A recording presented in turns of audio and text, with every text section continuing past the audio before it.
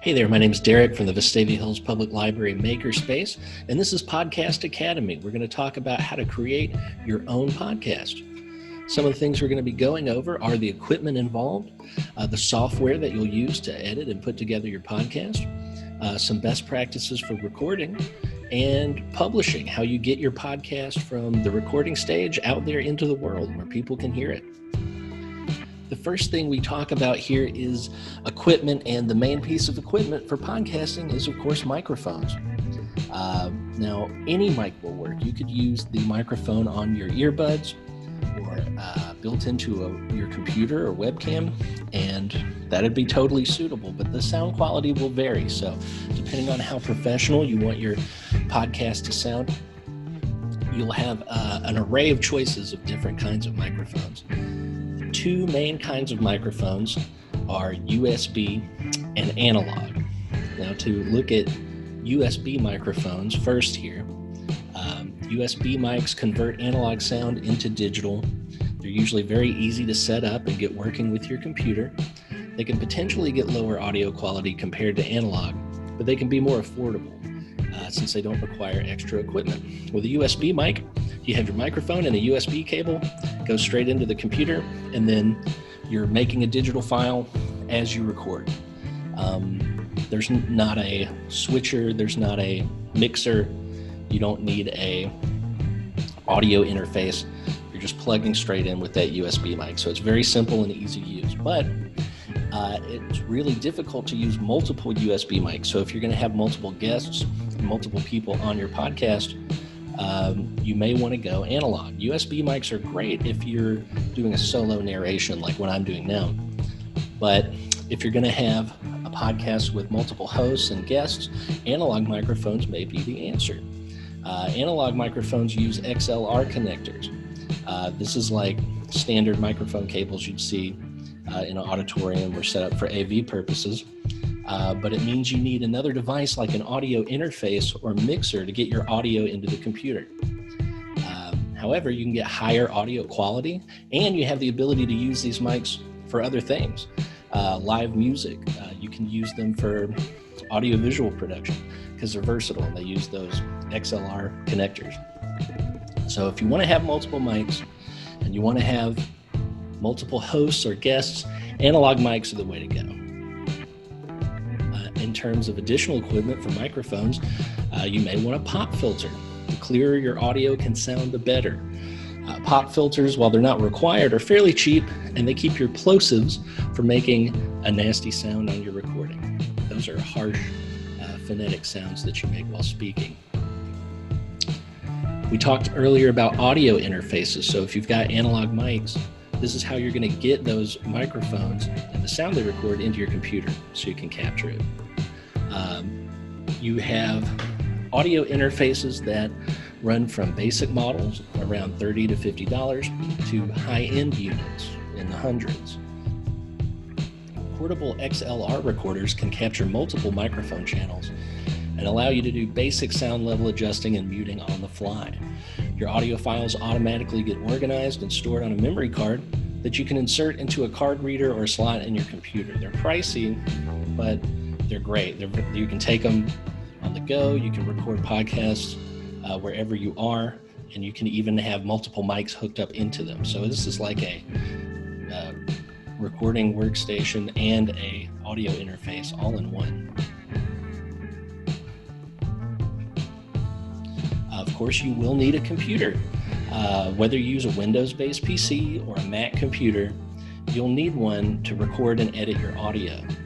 The good news is that editing audio doesn't require all that much computing power, but you'll need to make sure that your computer has the right ports or inputs to facilitate whatever audio interface you're using. So if you've got a bunch of analog mics that are going into an audio interface, like a mixer, you just want to make sure that your computer's got enough USB ports to accommodate whatever you've got to do. But typically, any computer is going to be fine. You're either hooking up into it with a USB audio workstation, or you are plugging your mic directly into it, into a microphone input port. It's very rare you're going to find a computer with no USB. So pretty much any computer can handle it.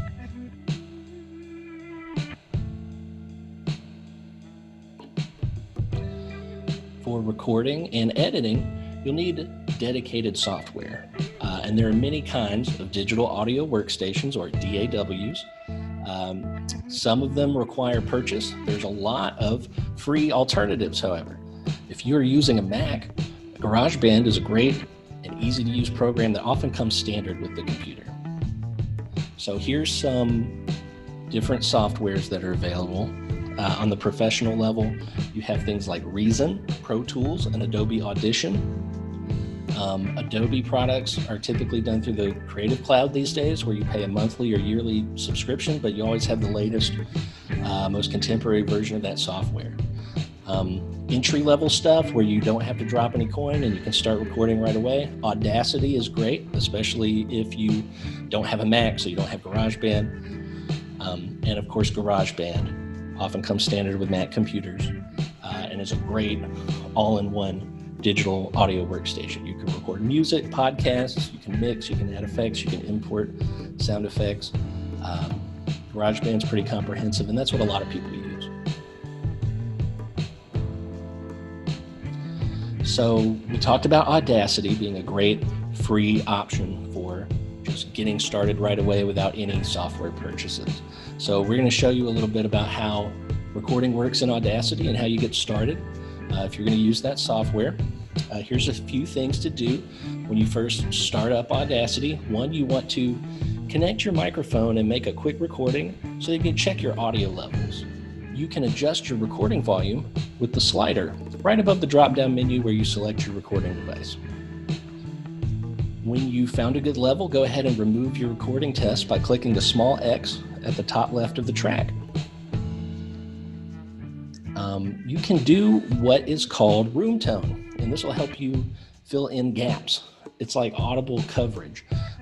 You make sure your recording space is silent, and you record around 5 seconds of that silence. You can use room tone to cover up background noise while you're recording your podcast. When you don't need it, you can mute the track until you do need it.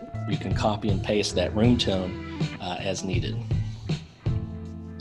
When you first have set up your mic and you've got your audio levels good, go ahead and go to File, Save Project As, and then you'll choose a name. Now, this is not saving it as an MP3, that's exporting it.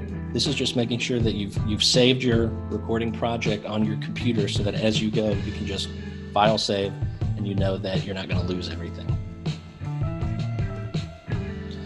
So in terms of publishing what you record, once you get ready to export your file, your MP3 from the recording software, whether that's Audacity, GarageBand, or what have you, you're going to edit what's called the metadata. Metadata is embedded information about your file, and it's important when you want to list your podcast in a directory. So take the time to make sure you have as much information as possible. These are the different sections of metadata you can edit and how they're reflected. Track, title, artist, album, year, genre. You can fill all of this in when you are preparing to export your file. The artist is the names of the episode hosts, or the name of your podcast network or your organization. Album would be the title of your podcast. Remember, this is your whole show, not just an individual episode. So that's where you're going to put the title of your show. Years, just the year of release. Genre, this is where you can specify some categories that will come into play when this is searched for or hosted in a podcast directory. So if you're doing a lifestyle podcast, cooking, pop culture, you can put that information in here. Comment is a short summary of your episode. You want to keep it brief, but this is going to be helpful again in the podcast directory when people are looking at episodes or you're trying to sort through and find what was going on in that episode. So an RSS feed is the way that podcasts get pushed out to apps that collect them, or the way that subscribers receive notification that a new episode is ready. RSS stands for Really Simple Syndication, or Rich Site Summary. once again, that podcast RSS feed is what allows users to subscribe to that podcast in order to listen to it without visiting the exact website where it's located. If you have Apple Podcasts, for example, and that's how you find and download your podcasts on your phone, if you have Stitcher, it's using the RSS feed to show you when new episodes are available without having to go specifically to the website for every podcast you listen to. The feed updates subscribers when new episodes are uploaded, so subscribers never have to go searching for the new episodes. So, publishing. You can make an RSS feed independently of any hosting service, but you're ultimately going to need hosting anyway. And the easiest way to get your RSS feed generated is through one of these hosting services. They almost always will provide that feed that you can copy and paste when you're applying to put your show in Apple Podcasts, or you're sharing it with people that you want to potentially subscribe. So the best way to get started is find one of these podcast hosting sites that works for you. Some of them do have subscription fees for the best, most comprehensive services, but certainly there are free alternatives. After tagging and exporting your podcast, it's time to find a place to host the MP3 file. Getting your podcast hosted is essential so you can start distributing your show to podcast directories and apps. Here are some of the best options for beginners. And these are just 4 examples. There's all kind of hosting solutions online. Find the best one for you. SoundCloud is a big one for podcasting these days.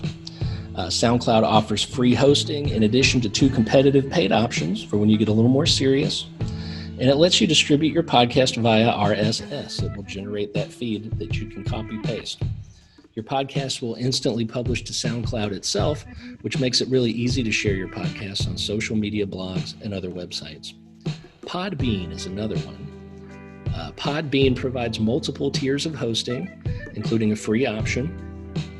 The service has its own iOS and Android app for listening, as well as analytical tools, though you'll need to pay to get most of their best features. And that's true of a lot of these. Podomatic, super user-friendly, offers free hosting with enough bandwidth and storage for podcast beginners. There's also a pro option that allows for more bandwidth if you find that you like it. And Libsyn is one that I've used before. It's one of the oldest dedicated podcast hosting sites and considered to be one of the best. Their lowest price plan is a $5 a month with unlimited bandwidth. They don't have a free option, unfortunately, but it's honestly worth it if you're going to get into making a podcast and you want to have everything easy to manage and all in one place. Libsyn is pretty comprehensive, and like it says here, there's unlimited bandwidth, which is very nice. There are a lot of podcast directories out there that you can submit to, but most podcasters will tell you that if there's only one directory you should try to get listed in, it's Apple Podcasts, because it's the most popular and has the largest reach.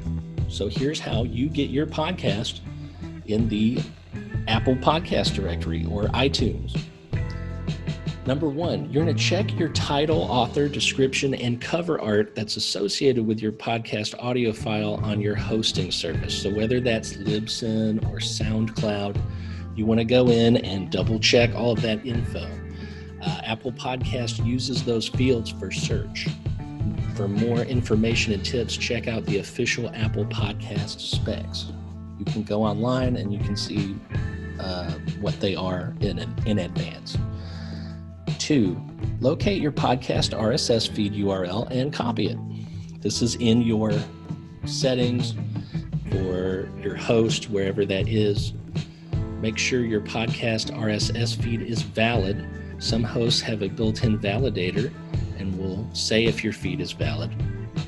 Otherwise, you can go to a website called Cast Feed Validator, and you can see what podcasting apps and directories will see.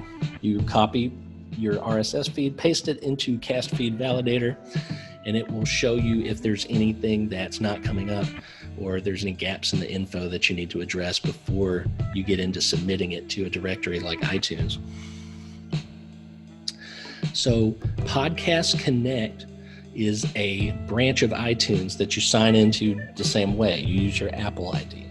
So you go sign in to Podcast Connect, and to get started, you'll have to test and validate your podcast by adding your RSS feed.